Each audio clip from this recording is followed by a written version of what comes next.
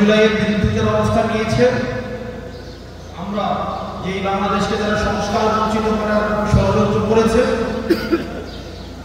আমরা সেগুলো বিচার অবশ্যই করব। জনগণ তাদেরকে ইতিমধ্যেই তাদেরকে প্রত্যাখ্যান করার প্রস্তুতি ইতিমধ্যেই নিয়ে রেখেছে, শুধুমাত্র ব্যালটের অপেক্ষায়। কিন্তু আমরা দেখছি এখন এই ব্যালটকে উল্টে দিতে বুলেট প্রস্তুত করে রাখা হচ্ছে।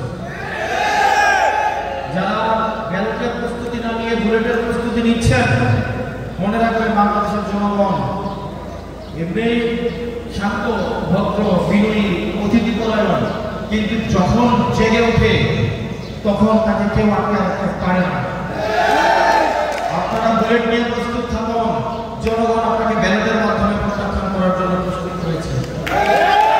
জনাব নাহিদ ইসলাম বলেছেন, আগামী 10 বছরের মধ্যে আমরা সরকার গঠন করব। সংস্কারের প্রশ্নে যতগুলো অবস্থান নিয়েছে, দিন শেষে বাংলাদেশের প্রত্যেকটি রাজনৈতিক দল সেই অবস্থানে এসে দাঁড়াতে বাধ্য হয়েছে। সংখ্যা দিয়ে বিচার করার কোনো লাভ নাই। আমরা পিচ্ছি পোলাপান আমাদেরকে বলে না, বাচ্চা পোলাপান, চিলড্রেন পার্টি বলে না। চিলড্রেন পার্টি তো সিদ্ধান্ত নিচ্ছে যে আমরা এই জুলাই সনদে আমরা সিগনেচার করবো না। সিগনেচার করে আমরা তো গোপনে কামতেও দেখছি, আমরা দেখি নাই, গোপনে কামতে দেখি নাই।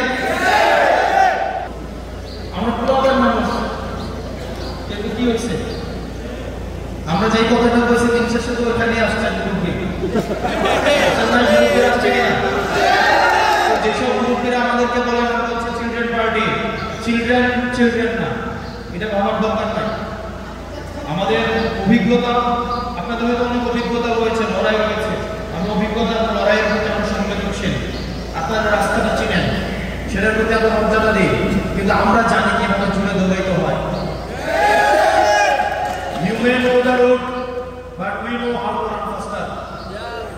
আপনি রাস্তাটা হয়তো চিনেন, কিন্তু কিভাবে জুড়ে দৌড়াইতে হয় সেটা আমরা জানি। চলেন আপনি আমাদেরকে রাস্তা দেখান, আর আমরা জুড়ে দৌড়াবো, একসাথে বাংলাদেশটা বেড়ে হবে।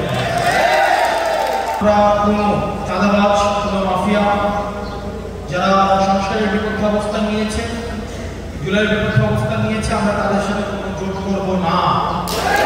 কিন্তু যারা সংস্কারের পক্ষে আছে, তারা যদি আমাদের সাথে যোগ করতে চায়, আমরা তাদের জন্য আমরা দরজা উন্মুক্ত রেখেছি।